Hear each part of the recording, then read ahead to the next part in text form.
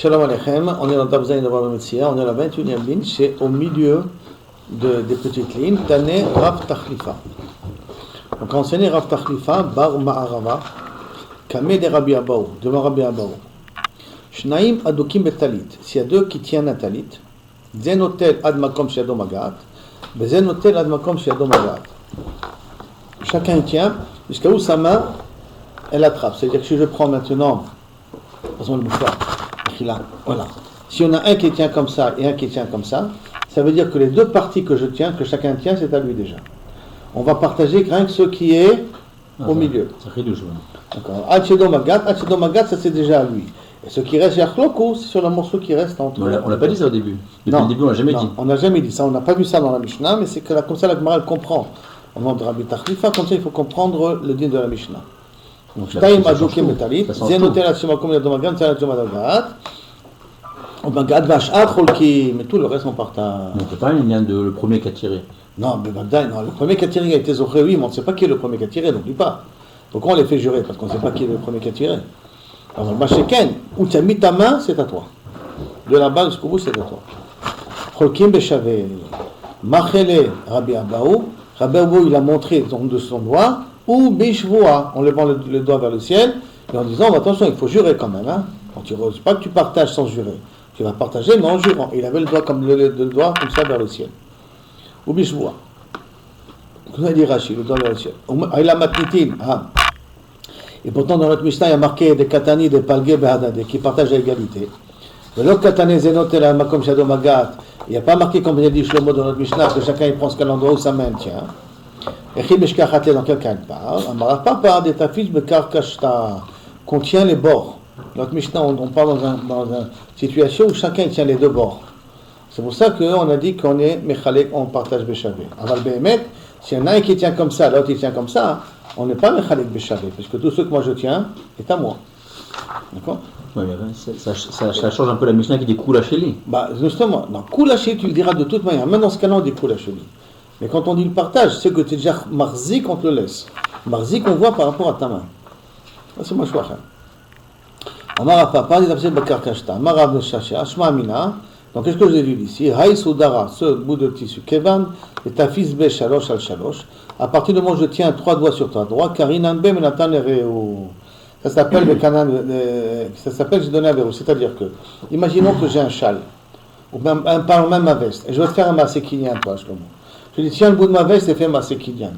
À partir du moment où tu as pris un bout de tissu de 3 doigts sur 3 doigts, d'accord? On a dit, ce qui est dans ma main, c'est à moi, d'accord? Donc même si le reste du tissu, il est chez moi encore, parce que la veste, elle est chez moi, du fait que tu tiens un bout de tissu de 3 doigts sur 3 doigts, ça s'appelle que tu as fait ma séquidiane. De toute la veste.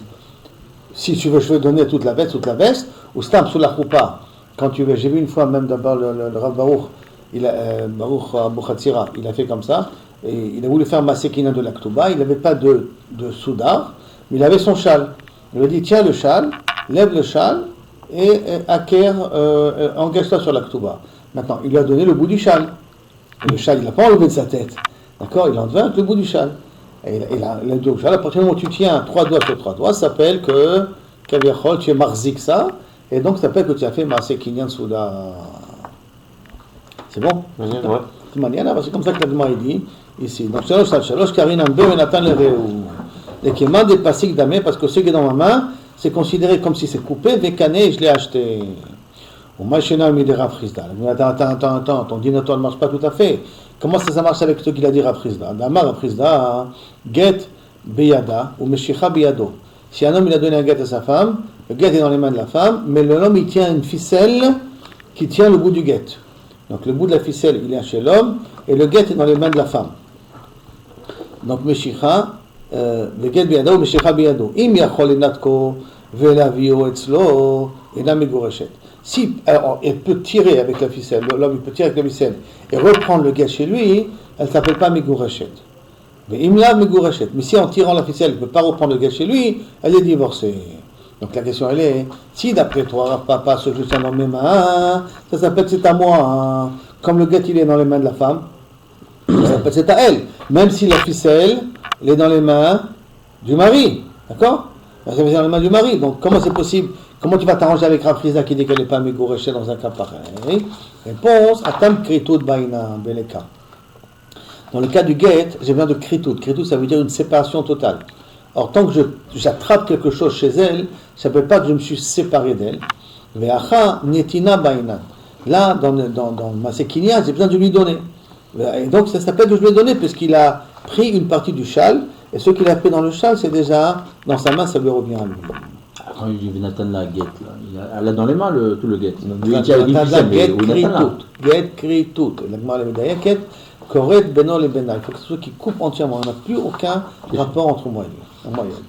Alors là, j'ai encore un rapport, parce que je tiens la ficelle. L'agmar demande, Ve'aika, Netina Bainan, Ve'aika. Et là, il y a une Netina, parce qu'il a pris au moins le bout du châle. Amaraba, Imaïta Talit Muzhevet, si le talit était en or, il y avait des fils en or là-bas, on partage. On m'a dit, putain, quel est le chidouche? Normal, non? Quelle différence un talit normal ou un talit en or? L'or, tricha, des kahe de ava bemetz'e, que l'or il se trouve au milieu. Hanami pshita, si l'or est au milieu, c'est aussi pas chaud, t'as qu'à partager. L'or, tricha, des mikarev legabe dechad, que l'or, quand j'attrape, l'or il est plus proche de chez moi que de chez lui. Donc il est au milieu, je viens. Moi j'ai attrapé tout ça, lui il a attrapé tout ça, de sorte que l'or il est plus proche de mon côté à moi que de son côté à lui.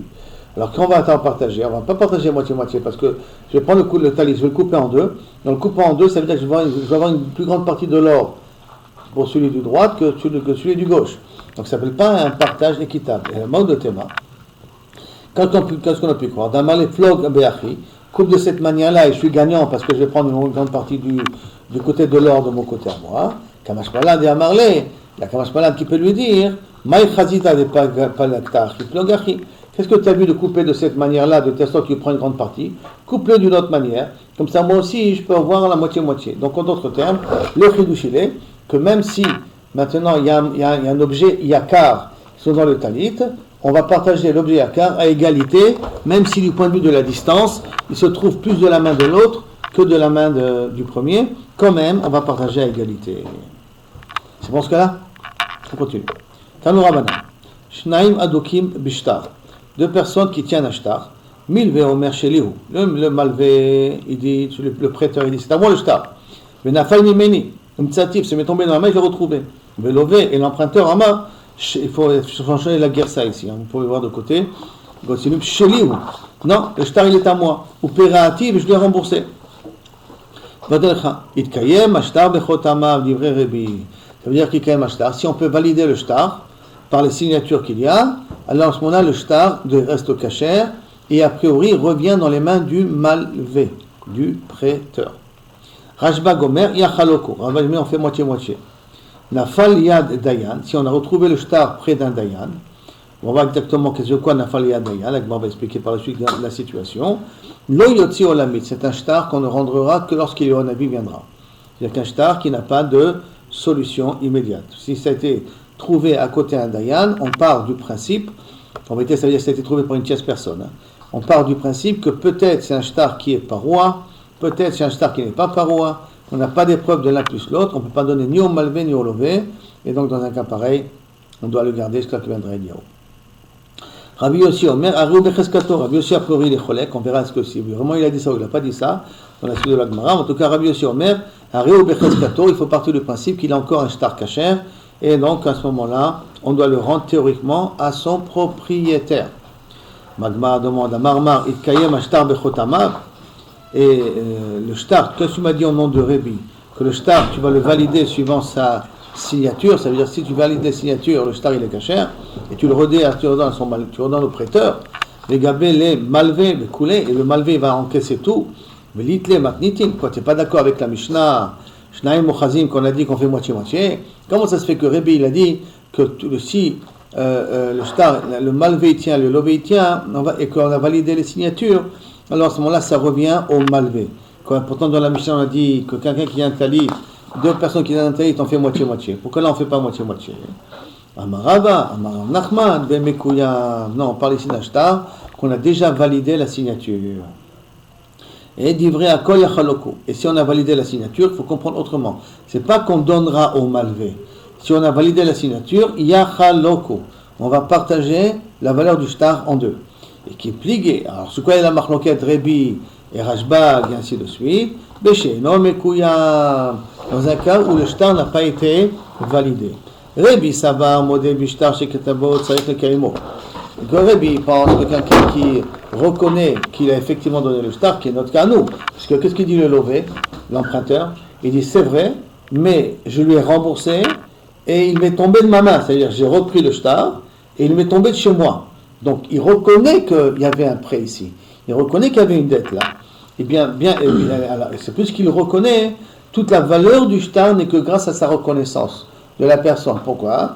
Parce que tu as dit Rébi, Modé Bishtar chez Kadvo, même si tu reconnais que toi, le lové, l'emprunteur, tu reconnais que c'est toi qui as écrit le shtar, ça arrive le kaimou, il faut quand même le valider.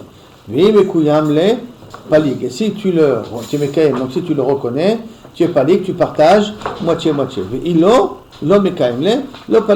Et si tu n'es pas mekaim le shtar, tu n'encaisses pas le shtar. Lo palik, ça veut dire tu n'encaisses pas le shtar. Maïtama. Pourquoi si je ne peux pas valider les témoins, je n'encaisse pas le shtar? Maïtama, chasafa be'almahu.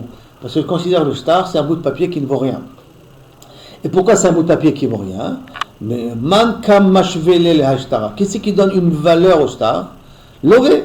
Et c'est le lové. Ve'akamar de paria. Et il dit que c'est un shtar qui a déjà été encaissé. C'est-à-dire que, d'après Rébi, pourquoi si c'est un shtar qui est déjà mikouyam, on fait moitié-moitié? Pas comme on a compris au départ, que c'est le malvé qui reprend le shtar. Il en fait moitié-moitié. Parce qu'à partir du moment où il est mikouyam, ça veut dire que c'est un shtar qui est valable, et que les deux y tiennent. Et on a appris dans la Mishnah que lorsque deux tiennent un talit, on fait moitié-moitié. Donc c'est pour ça que dans le shtar, on fait aussi moitié-moitié. Ah, mais si le shtar n'est pas mikouyam, alors toute la valeur du shtar ne provient que parce que l'emprunteur, le lové, reconnaît qu'il a écrit ce shtar.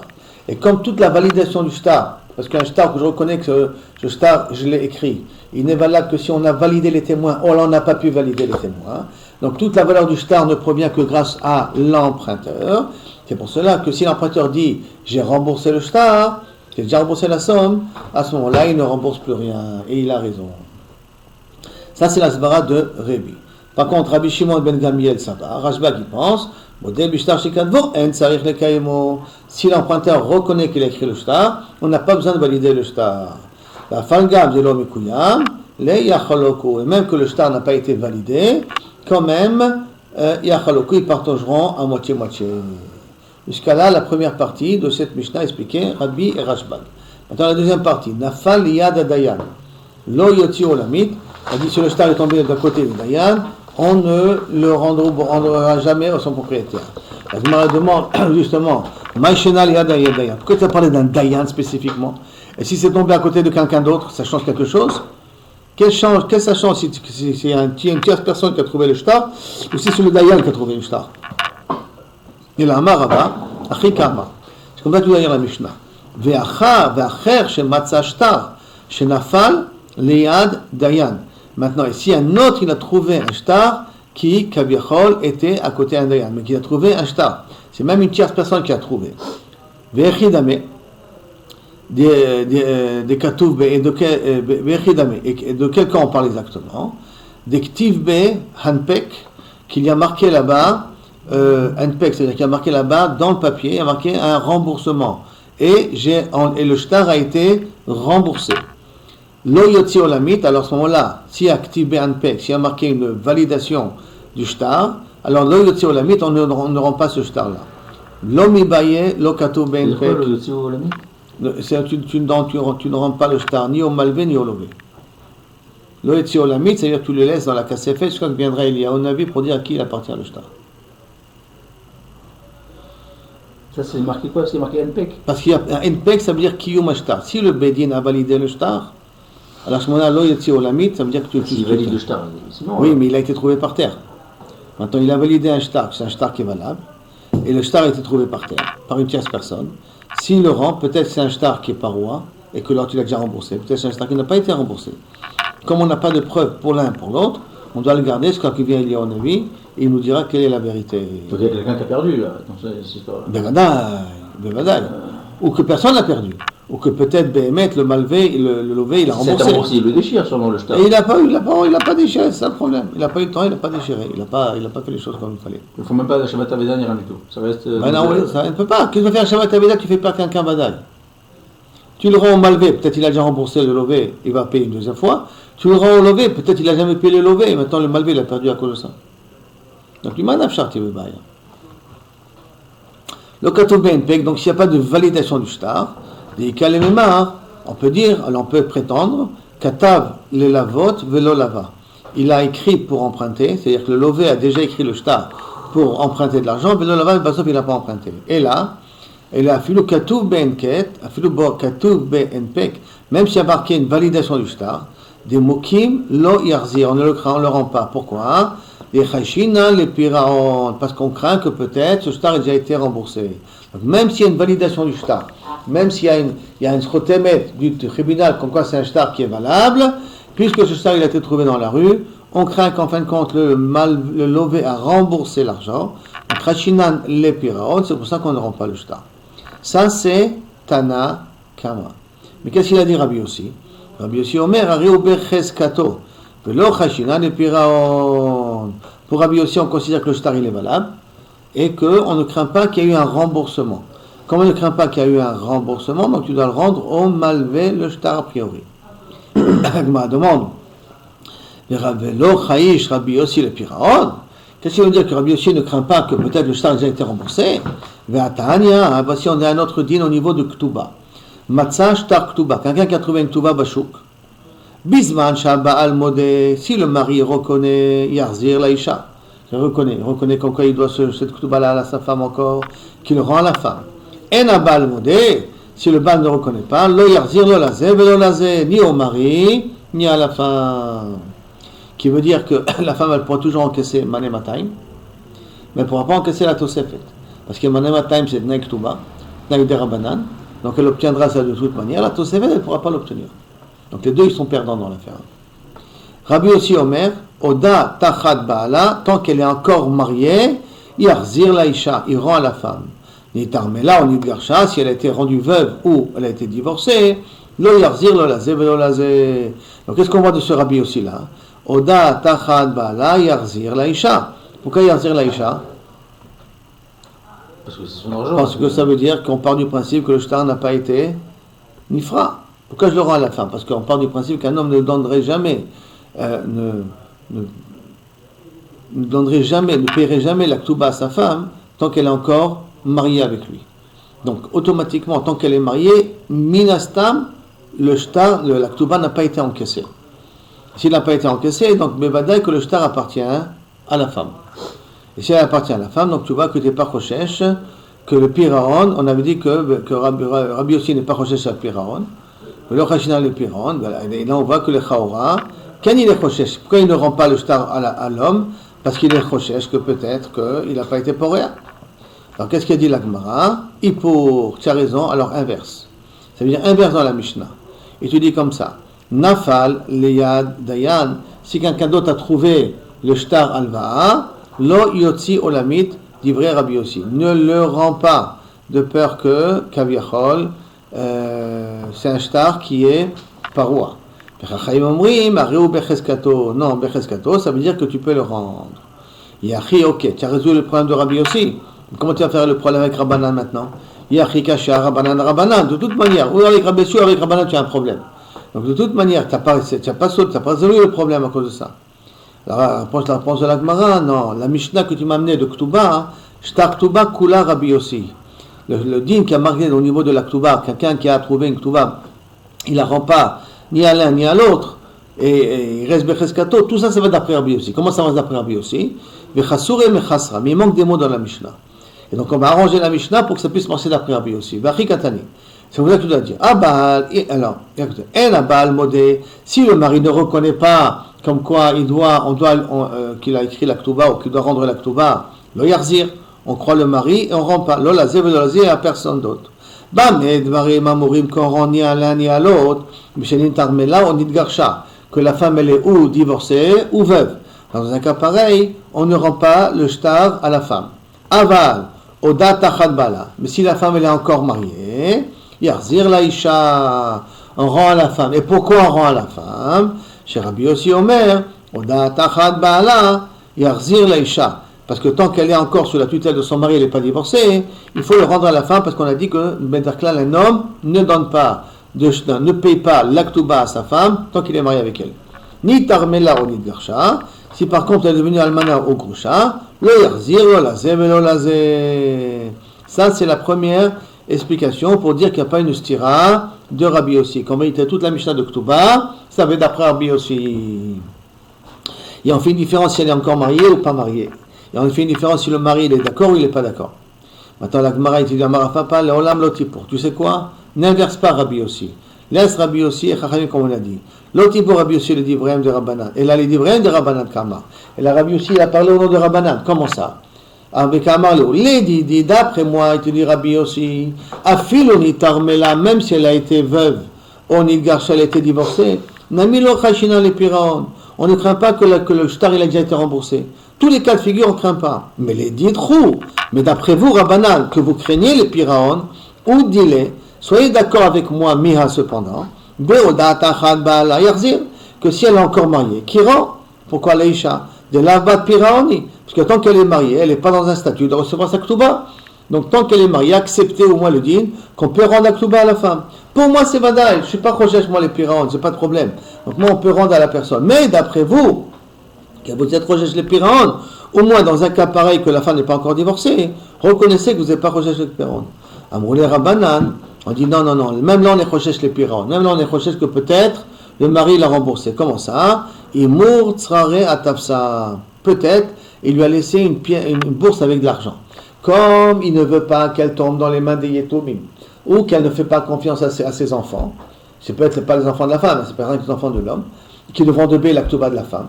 Et pour pas qu'elle souffre, qu'est-ce qu'il a fait le mari? Il a mis dans la cagnotte, il a mis dans le coffre-fort une somme d'argent qui revient à sa femme. Donc il lui a fait acquérir de son vivant une somme d'argent.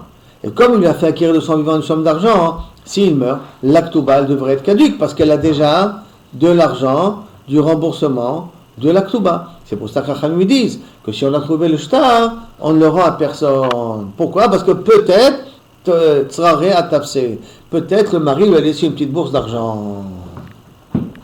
Rabbi Amar Leolam Ipur. Rabbi dit non, tu peux toujours renverser, c'est-à-dire dire que Rabbi Yossi il est ken chochesh les pirates. Pour Kamaïta. Petama de Rabbanan. Ah, tu m'as dit Kusha de Rabbanan contre Rabbanan. Comment c'est possible que Rabbanan, ils vont dire à ce moment-là que d'un côté on n'est pas chochesh les pirates, de l'autre côté on a on est ken chochesh les pirates, puisque lo yarzir lo leze velo leze. Petama de Rabbanan lacha. Bishum de Chashina les shte ktubot. On craint peut-être qu'il a écrit deux ktubot. C'est-à-dire qu'il a écrit une première ktuba. Elle a perdu. Il a écrit une deuxième ktuba. Et en vérité, maintenant, qu'est-ce qu'on a retrouvé, nous? La première. Et si je veux lui rendre, elle va se faire encaisser peut-être 2 fois. D'accord? Donc, à cause que peut-être il a écrit 2 ktubot à cause des événements qu'il y a eu, c'est pour cela qu'on ne rend pas la ktuba à la fin. C'est pour ça que Rabbanan, il dit qu'il ne faut pas rendre la ktuba. Donc, le ktuba, c'est spécial. On est chochesh le shte ktubot. Et Rabbi aussi dit le shte ktubot lo chayish. 2 ktubot, moi je ne suis pas chochesh des Rabbi aussi. Qu'un homme il écrit 2 ktubot à sa femme parce qu'il a perdu la première, on n'est pas chochesh. D'autant plus qu'aujourd'hui, quand quelqu'un a perdu une ktuba, on écrit une autre ktuba, mais ça s'appelle ktuba dirchissa.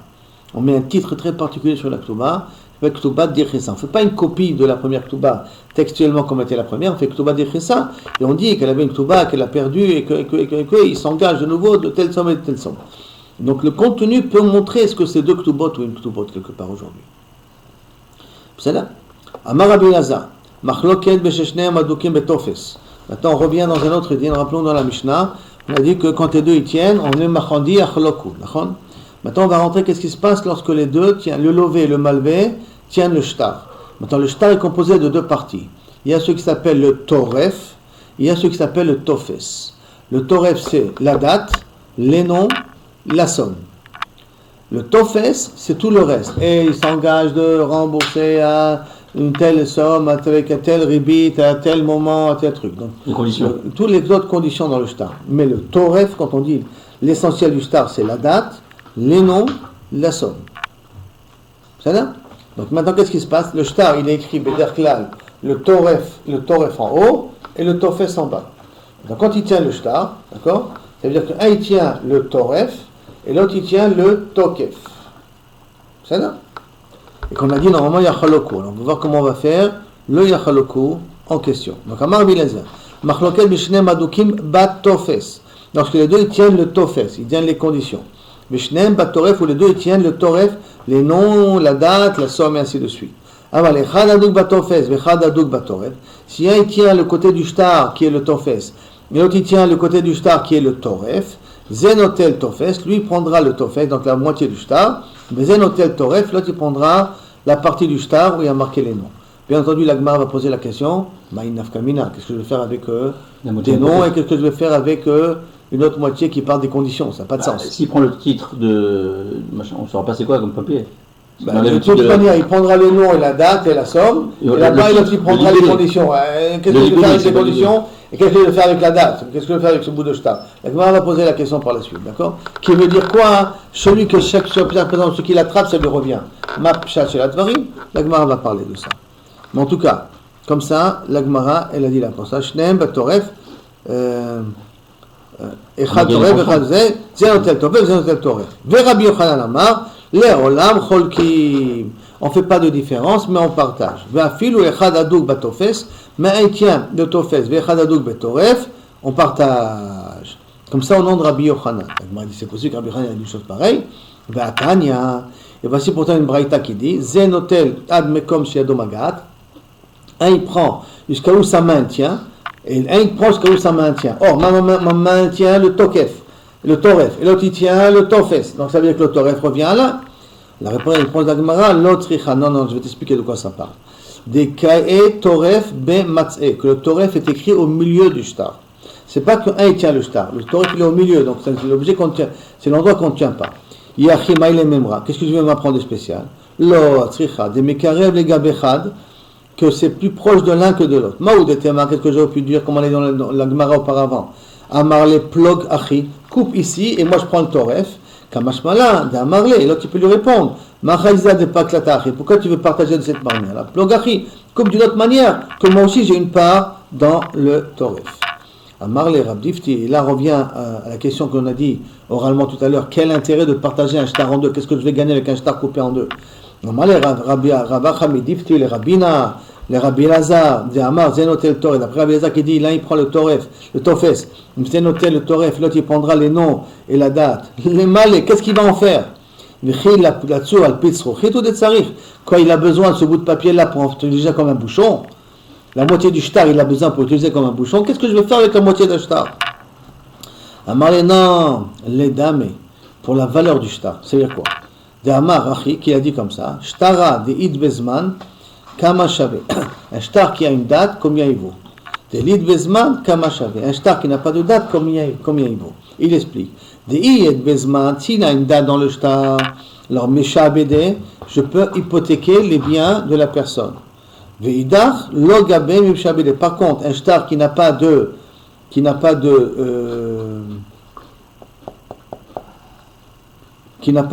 toref, qui n'a pas de, excusez-moi, d'accord, qui n'a pas de zman, excusez-moi, à ce moment-là, on ne peut pas être gové de meshoubadim. C'est-à-dire que le shtar, le contenu, on va le partager en deux. Ça, ça fait que maintenant, mais quand je prends un shtar avec une date et un shtar sans date, quel est le type de shtar qui vaut plus cher? Celui qui a une date ou celui qui n'a pas de date? Alors obligatoirement celui qui a une date, parce qu'avec celui qui a une date, c'est aussi un papier qui hypothèque les biens de l'autre. Un shtar qui n'a pas de date, c'est un papier qui ne peut pas hypothéquer les biens de l'autre. Donc la valeur d'un shtar avec une date et la valeur d'un shtar sans date n'est pas la même valeur. Par conséquent, celui qui tient le toref, il aura dans le shtar une part, pas au niveau de la somme du shtar. La somme du shtar, on la partagera à moitié, comme on a dit au départ, il n'y a pas de problème. Mais la valeur du shtar, la valeur du papier, celui qui tient le toref, il aura une valeur qui est plus grande que celui qui tient le tofes. Pourquoi? Parce que lui, il tient quelque chose qui a une valeur, que je peux hypothéquer quelque chose avec, et l'autre, il tient quelque chose que je ne peux pas hypothéquer avec quelque chose. Donc c'est vraiment au niveau de la valeur du shtar, pas du contenu du shtar, mais la valeur du papier lui-même, que là, on veut faire la différence. Pas très bien compris. Ils disent que Toref, c'est le lové et le malvé. C'est les pratimes du lové et le malvé. C'est le pratique du Mais lové, si le c'est malvé, des la tierces somme, personnes, pratique malvé et la date. Mais si c'est des tierces personnes qui ont trouvé ce papier-là, vous allez le faire avec eux. Non, ils sont tenus, ils tiennent pas une seule personne. Non, Le c'est lové et le pas malvé tiennent, le malvé c'est et un le malvé collectif. tiennent, c'est eux qui tiennent.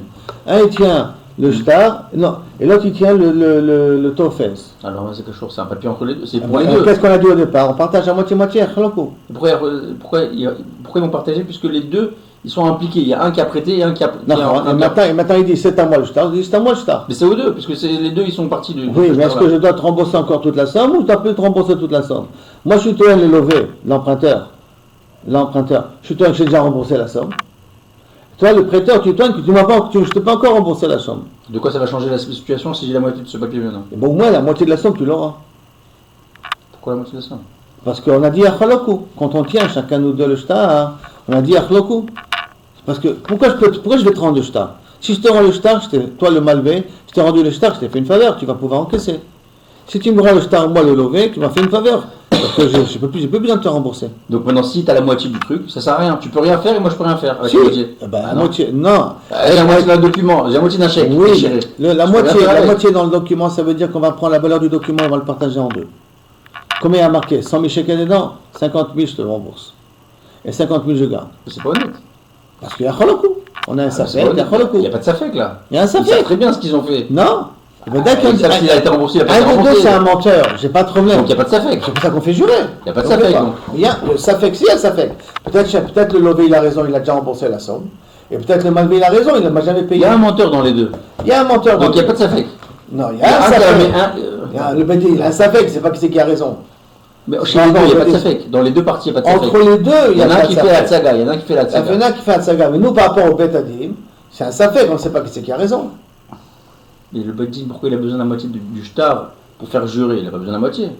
C'est pas qu'il a besoin de la moitié pour faire jurer. Deux personnes qui se disputent sur un shtar. On sait ça, il y a marqué 100 000 shekels. Qu'est-ce qu'on fait avec ça maintenant?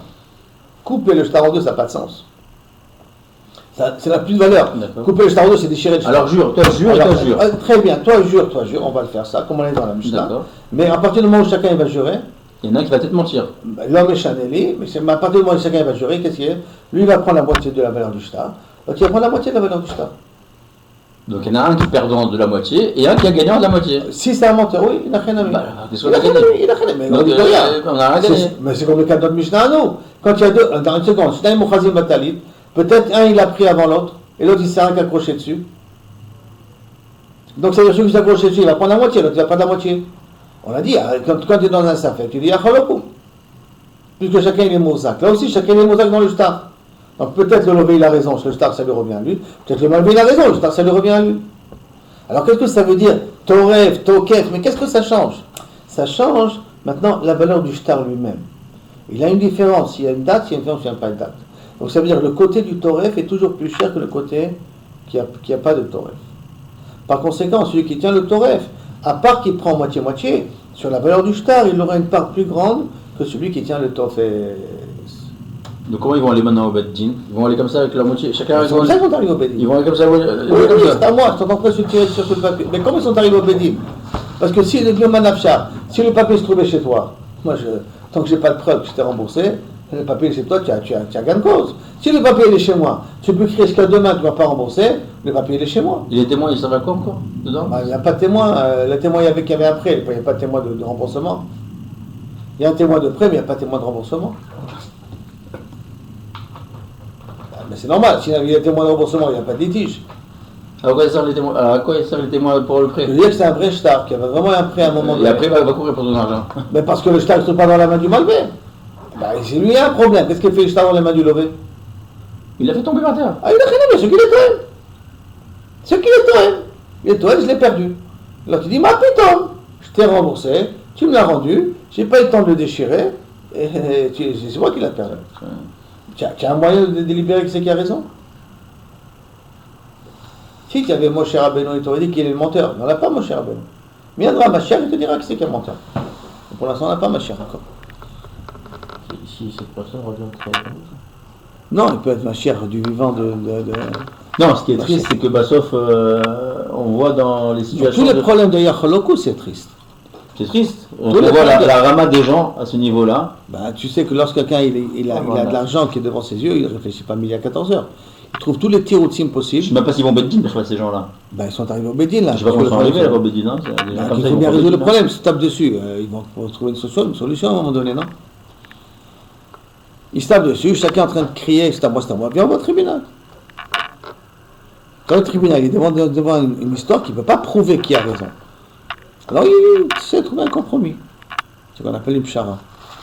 Qui est 90% de ce que le Bédine fait aujourd'hui, une psharot. C'est bon ce cas, on peut continuer? On continue. Alors, des ilo temachi, et si tu vas pas me dire comme ça, shtaim mochazim batalit achin amid, des naflik, haav sidoua, alors comment tu peux dire que tu partages arrive à perdre? Alors, réponse la Gemara, ha lo kashya. Ça, ce n'est pas une question. Pourquoi? Parce que dans le talit, je peux le couper en deux. Qu'est-ce qu'on a dit? Dans le shtar coupé en deux, on n'a rien gagné dans l'affaire. Mais dans le talit, on peut gagner. Pourquoi? Des chazel ektanim, tu peux donner aux enfants. Les grands ne peuvent pas, mais les enfants, ils peuvent. Si elle était en or, tu vas la partager. Mais là, si tu vas couper, tu vas perdre l'affaire. Halokasha, ce n'est pas une question. Non, mais ça vaut quand même quelque chose au niveau des Bnei Melachim de porter des habits en or. Ok, un autre exemple. Deux personnes qui chevauchaient sur un animal. Un dit c'est à moi, l'autre dit c'est à moi. Achinami, dans la Mishnah on dit qu'on partage. Achinami n'est pas glé. Et si tu vas le couper en deux, l'animal, tu vas perdre. Alors, bishlama teora, si c'est un animal qui est taor, chazia le bassa, il va prendre la moitié de la viande, il va prendre la moitié de la viande. Et là, temea, afsadoua, tu vas couper l'animal un cheval, tu vas le couper en deux, qu'est-ce que tu vas gagner? Un cheval mort n'a aucune valeur. D'accord? Et là, les damés et la vada, qu'est-ce qu'on parle ici? Qu'on ne partage pas l'objet en deux. Et là, on vend l'objet et on partage l'argent en deux. Les damés, achanami, les damés. Là, on a aussi dans notre cas de notre shtar de Alva'a, on parle que c'est les damés. La valeur du shtar lui-même va se partager 50-50. Quand on a dit toref et tofes, ça c'est rien que par rapport à la valeur du papier, mais pas par rapport à la valeur de l'objet, du contenu du shtar. Le contenu du shtar, bevadaï, qui va se faire rembourser à moitié-moitié chacun. Donc chaque fois qu'on dit yachaloku, c'est pas qu'on prend l'objet, qu'on le coupe en deux, et là c'est tout simplement on le vend, et c'est l'argent qu'on partage à deux.